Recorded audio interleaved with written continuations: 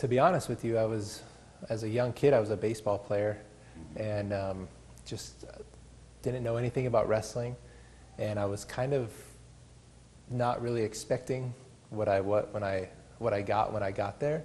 But I just saw a flyer in my high school and decided I was going to give it a try. I didn't even know what it was about or anything, but went out for my freshman year in high school, and that's when I started. That's amazing. Did you have any heroes growing up in the sport of wrestling?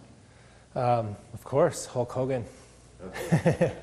No, I didn't know any wrestlers before I started wrestling, but when I was in high school was the same time Stephen Neal was in college.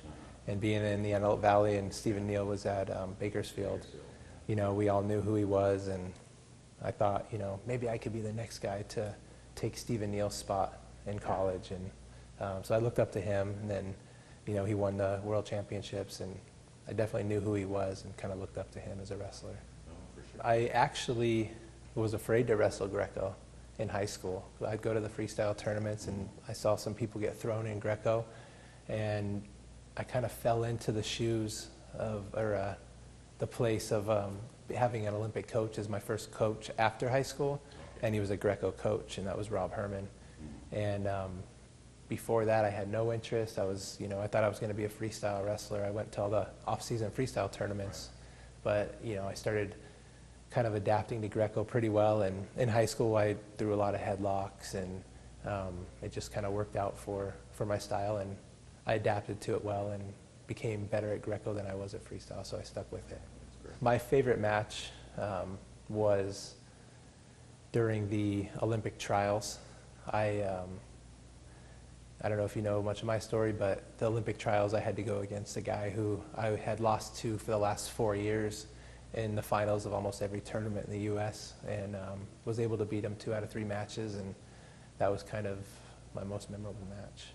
Yeah, I mean, the games was on a whole different level as far as, the hype and the excitement, but the Olympic trials was just, I was an Olympian after that match, and it meant a lot for me. That was a huge accomplishment and my goal in wrestling at the time. That was the match that stands out the most to me. Of course, my bronze medal match at the Olympics, that was kind of the highlight of my career. That match was, a time when I won my match, and I ran over and hugged my coaches, and then I looked over into the stands and I saw all my family. I had over 20 people come all the way to China for me, and just seeing them celebrating with me was just, that was amazing. I'm a firefighter. I work for Denver Fire now, and just kind of focusing on my career, and I help out with my kids' program, but I'm not a head coach. My schedule is pretty busy, but I just kind of help coach a little bit. I kind of have a fairy tale career if you look at it like that. I never won.